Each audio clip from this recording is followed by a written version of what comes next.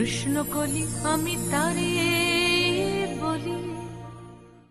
আমাদের কোম্পানি নামে জাল প্রোডাক্ট বানানো শুরু হয়েছে। আমি এক্ষুনি নবদ্বীপ যাচ্ছি, আর এই রিপোর্ট অনুযায়ী এই সব জায়গাগুলো আমি ভিজিট করে আসবো। আমার কথা শোন, 3 ভাই একসঙ্গে যা।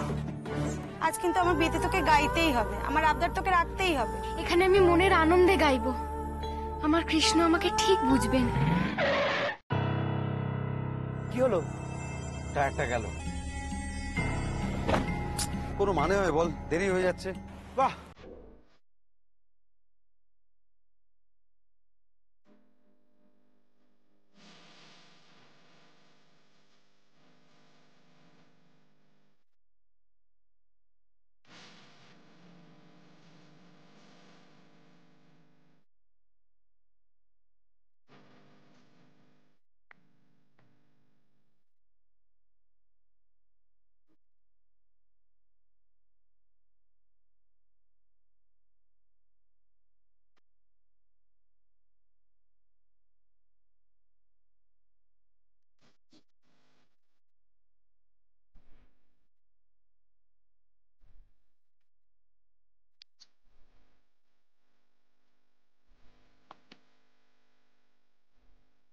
নিখিল, কোথায় যাচ্ছিস? আমি আসছি, এক্ষুনি আসছি। গাড়িটা ঠিক করা।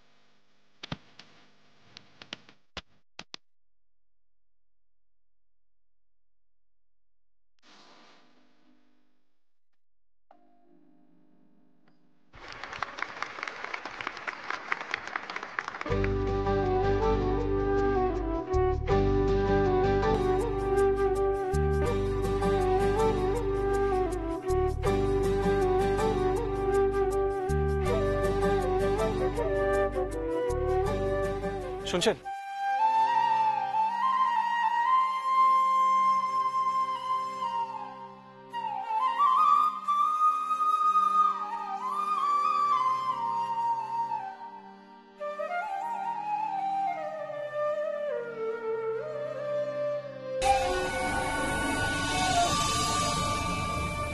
আপনি তো গুরুমার সেই বোনপু, উনি এখানে?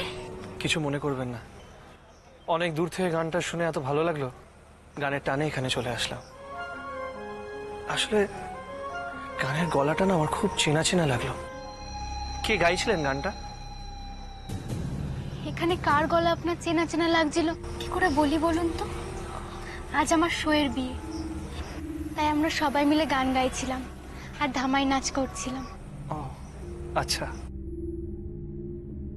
আসলে যে গানটা গাইছিলাম সেটা তো খুব বিখ্যাত গান, তাই হয়তো আপনার গানের গলাটা চেনা চেনা লেগেছে।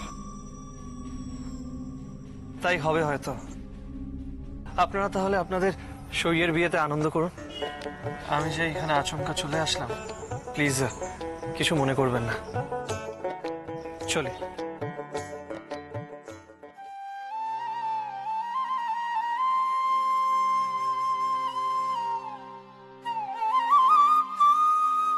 এ গলা তো আপনার চেনা লাগারই কথা। কদিন আগেই আপনার বাড়িতেই তো রাধারানীর হয়ে গাইতে গিয়েছিলাম। কি হয়েছে রে শ্যামা? ওই ভদ্রলোক কে? দেখে তো মনে হচ্ছে শহর থেকে এসেছে, তা এখানে কেন এসেছে শুধলি তুই? উনি গান শুনে এসেছেন সই। গান শুনে এসেছে? যাই মাসিমা।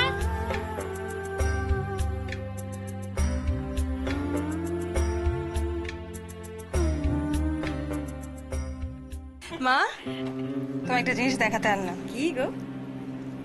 দেখো। কি কি? দেখো না। ওমা, এ কে গো?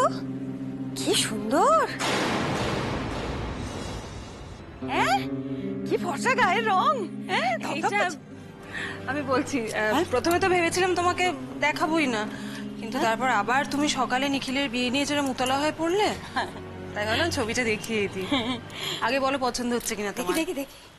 বাবা, কি চমৎকার দেখতে, আর কি ফর্সা, মুখখানা ভারী মিষ্টি গো। খুব ভালো। কে বলো তো এটা? কে গো? অঞ্জনা দিকে মনে আছে তোমার? কোন অঞ্জনা? আরে আমার যে দিদি বিদেশে থাকেন গো, আমার থেকে বয়সে অনেক বড়, মনে নেই? হ্যাঁ হ্যাঁ হ্যাঁ, মনে পড়েছে। এটা অঞ্জনাদির মেয়ে। মা, তাই নাকি? অমৃতা। ও বাবা, কি সুন্দর না? খুব সুন্দর। মা, ও কিন্তু আমাদের নিখিলের জন্য একদম পারফেক্ট হবে, তুমি দেখো। আর খুব ভালো মেয়ে গো, আমাদের বাড়িতে এলে আমরা ঠিক নিজেদের মতো করে ওকে তৈরি করে নিতে পারবো। Very nice girl. ভালো লাগছে তোমার? খুব ভালো লাগছে। কি সুন্দর। অমৃতা তো পড়াশোনা শেষ করে আপাতত দেশেই ফিরে আসছে। মা, তাই নাকি? ভাবছিলাম তুমি যদি বলো অঞ্জনা দিকে একটা ফোন করব, বলি না যদি অমৃতাকে কয়েকদিনের জন্য আমাদের বাড়িতে থাকতে পাঠিয়ে দেয়, জাস্ট কয়েকদিন। সেই সময়ের মধ্যে তুমিও ওকে পরখ করে নিতে পারবে, ইনফ্যাক্ট বাড়ির লোক আমরা সবাই দেখে নিতে পারবো নিখিলের সঙ্গে ওকে মানাচ্ছে কিনা। সে আর বলতে। প্রকৃত সুন্দরী মেয়ে আমার চাই, রোগা পাতলা চলবে না, গায়ে গতরে থাকতে হবে।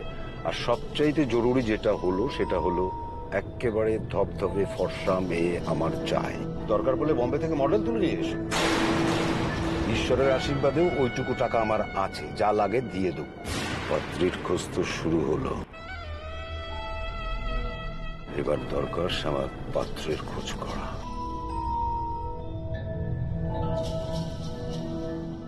অনেক অন্যায় করা হয়েছে আমার মেয়ের সঙ্গে, এবার আমি তার প্রতিশোধ নেব।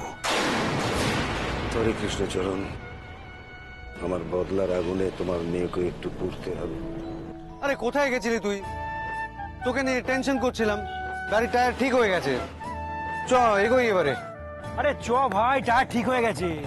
বলছিলাম যে ফুড ইন্সপেক্টরের সাথে কথা হয়ে গেছে, ফুড ডিপার্টমেন্টে একটা নোটিশ দিয়ে দিয়েছে, আজকের মধ্যে একটা রেড হবে। Next target Gopalpur. ওখানকার লোকাল থানার লোক আর ফুড ডিপার্টমেন্টের লোকরা চলে আসবে, বুঝতে পারলি? That's great.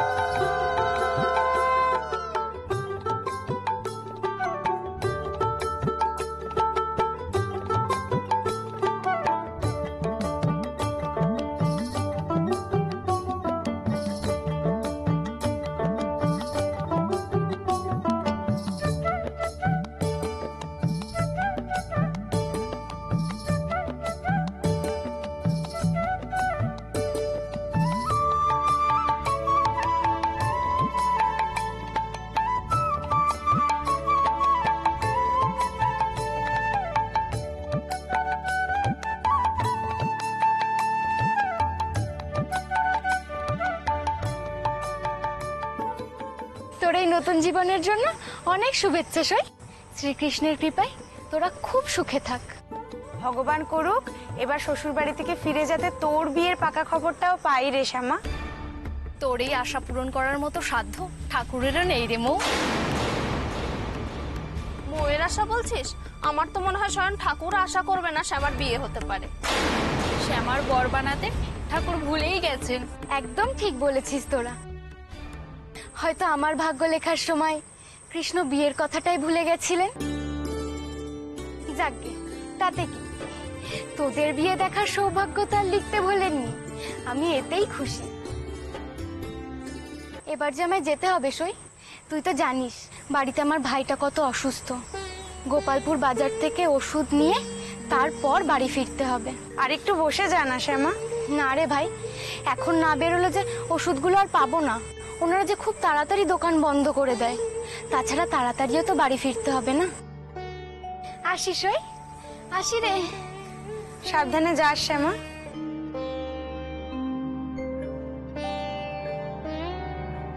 পদ্মা, বলি ও পদ্মা, আরে আমাদের কোনে বউ কোথায়? ও মা গো, এই তো আমাদের কোনে বউ। বা কি সুন্দর জামাই হয়েছে। থাক মা, থাক থাক বাবা, থাক, ভালো থাকো, খুব ভালো থাকো। এই ধর দিকে নিয়ে যা মা। আরে তোর মা কোথায় গেল রে? বলি পদ্মা, দিদি এসেছেন, সৌভাগ্য আমার দিদি। এই দেখো তোমার মেয়েকে আশীর্বাদ করলুম। আসবো না পদ্মা? সেই কোন ছোটবেলাকার বন্ধু বলো দেখিনি আমার রাধা মায়ের। হ্যাঁ, সেই ছোট্টবেলায় দুটিতে গান গাইতে যেত, তোমার মনে পড়ে তো পদ্মা? হ্যাঁ, কত বড় হয়ে গেল আজ সেই মৌয়ের বিয়ে। কি বলবো তোমায় পদ্মা, খুব মনে হচ্ছে যে মেয়েরা বড় তাড়াতাড়ি বড় হয়ে যায় না গো। হ্যাঁ গো দিদি, তবে আজ যখন মৌয়ের বিয়েতে এসে পড়েছে তাহলে কিন্তু আজকে আপনার মেয়েকে একটা অন্তত গান গাইতেই হবে। একটা গান শোনাতেই হবে। গান? বটেই তো, বটেই তো। তো তোমরা তো আবদার করবেই, 100 বার করবে। আসলে হয়েছে কি জানো, ওই আমার রাধা রানীর না গলার অবস্থা খুব খারাপ। খুব খারাপ গলাটা। আহা, দেখছো দেখছো, এমনটাই অবস্থা। সামনে এত শো, মোটেও বিশ্রাম পাচ্ছে না। তাই ওই বড় ডাক্তার দেখেছি জানো তো, বড় ডাক্তার বলে কি না, গলায় একদম বিশ্রাম দিতে হবে। একদম গান তো গাওয়া যাবেই না, কথা পর্যন্ত বলা যাবে না মোটেও। এত বড় ডাক্তারের নির্দেশ, বলো দেখিনি পদ্মা, সে তো আর অমান্য করতে পারি না। হ্যাঁ, তা বললে তো শুনবো না দিদি। আজকে এত বড় একটা খুশির দিন, এই তো সকালবেলা থেকে এই মৌয়ের এই বন্ধুরা আর আমাদের শ্যামা মিলে গান গেয়ে ধামাই নেচে আসরটা একদম জমজমাট করে দিয়েছিল। আর এখন যদি আপনার মেয়ে একটা গান করে তাহলে তো লোকে বলবে যে মৌয়ের বিয়ে হয়েছিল বটে একখানা, রাধা রানী গান করেছিল। শ্যামা, আমাদের কৃষ্ণচরণের মেয়ে শ্যামা, সে এখানে এসে গান গেয়েছে বুঝি? হ্যাঁ গো দিদি, তবে গলাটা না কেমন একটু চেনা চেনা লাগে। সর্বনাশ, শ্যামা, শ্যামা এখানে এসে সবার সামনে গান গেয়েছে। শ্রীকৃষ্ণের চরণ ছুঁয়ে যে প্রতিজ্ঞা করেছিল তার অমান্য করেছে। এত বড় আস্পর্ধা, এত বাস। আমি এখনই যদি শ্যামাকে ভালো করে করকে না দিই তাহলে আরো বড় বিপদ নেমে আসতে পারে।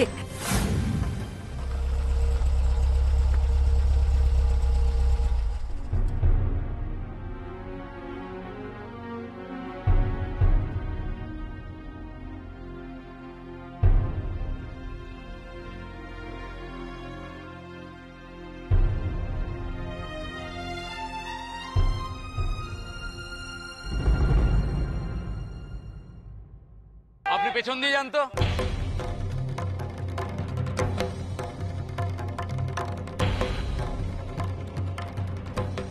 আমাদের কাছে খবর আছে আপনি জাল মশলা বিক্রি করছেন। না না স্যার, আপনি কি বলছেন স্যার? আমাদের দোকান এই তল্লাটের 1 নম্বর স্যার।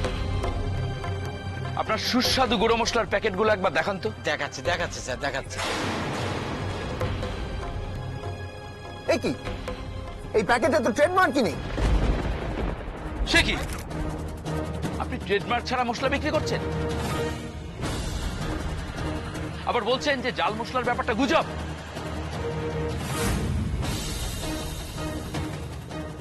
এই, arrest him!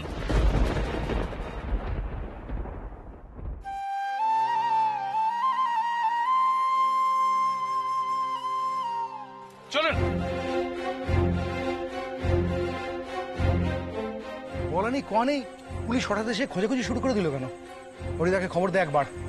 কি ব্যাপার, কি পুলিশ কি ভাবছে আমাদের এখানে ব্যবসা করতে দেবে না? ব্যবসা করতে দেবে না মানে? মগার মূল্য আছে নাকি? চল তো আগে দেখো কার দাম কত বেশি, ব্যবসায়ী সমিতি না পুলিশের।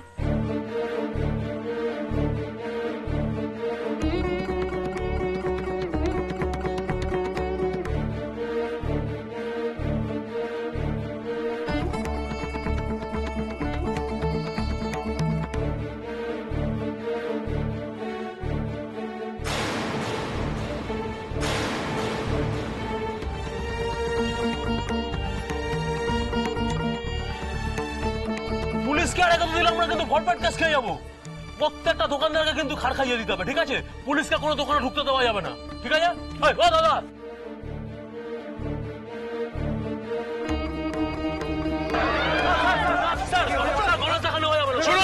ওনার পকেটে জাল মশলা পাওয়া গেছে, ওনাকে আমাদের সাথে যেতেই হবে। আর একটা কথা, আমাদের কাজে যদি বাধা দেন আমি অন্য ব্যবস্থা নেবো। সরে যান।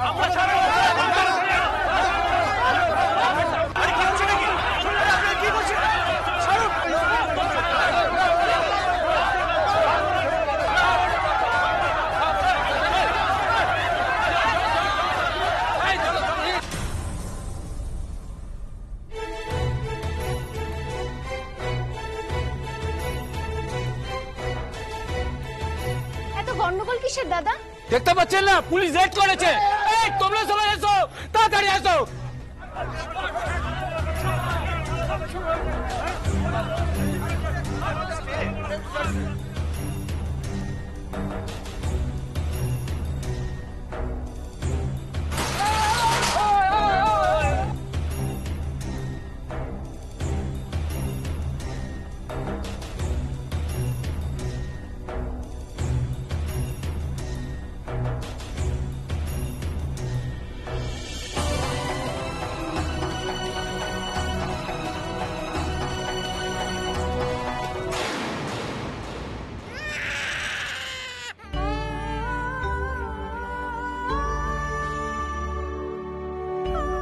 বাচ্চাটা যেভাবে পড়ে আছে কেউ তো খেয়ালই করছে না, যে কোনো সময় বড় একটা দুর্ঘটনা ঘটে যেতে পারে।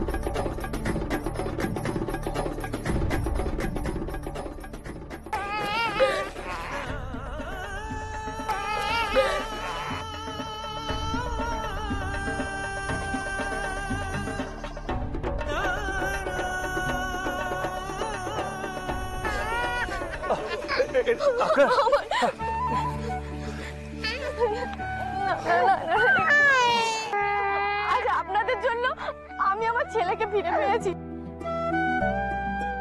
আমার মতো গরিবের কোল খালি হতে দেননি আপনারা।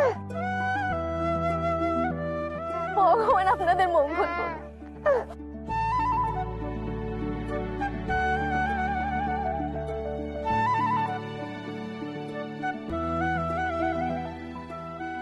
আপনার সঙ্গে আজ বিয়ে বাড়িতে আলাপ হয়েছিল না? এত রাতে বাজারে কি করছেন? ভাইয়ের জন্য ওষুধ কিনতে এসেছিলাম। বলছিলাম আপনি থাকেন কোথায়? কি হলো? নবদ্বীপের বিল্ল গ্রামে। আপনি হয়তো এর আগে কোনোদিন নাম শোনেননি। জায়গাটা এখান থেকে কত দূর? একটু সামান্য দূরে। এখানে যে ঝামেলা শুরু হয়েছে, এই যে কখন থামবে কেউ জানে না। তাছাড়া রাস্তাঘাটের যে অবস্থা, আপনি এত রাতে বাড়ি কি করে ফিরবেন? আমি পারবো। পারবেন না? মানুষজন খেপে গেছে, ভালো মন্দ এই বোধটাই হারিয়ে ফেলেছে। এর মধ্যে আপনি একা যেতে পারবেন না, বুঝেছেন? চলুন আমি আপনাকে বাড়ি ছেড়ে দিই। না না, সে কি? আপনি আবার আমার জন্য কেন এতটা কষ্ট করবেন? তাছাড়া রাতের বেলা আমার এই রাস্তা দিয়ে যাওয়ার অভ্যেস আছে, আমি দিব্যি চলে যেতে পারবো। অসম্ভব, এত রাতে আমি আপনাকে একা ছাড়তে পারবো না। আপনাকে আপনার বাড়ির লোকেদের কাছে দিয়েই আমি চিন্তামুক্ত হতে পারি। এখানকার অবস্থা কিন্তু আরো খারাপ হয়ে যেতে পারে। চলুন।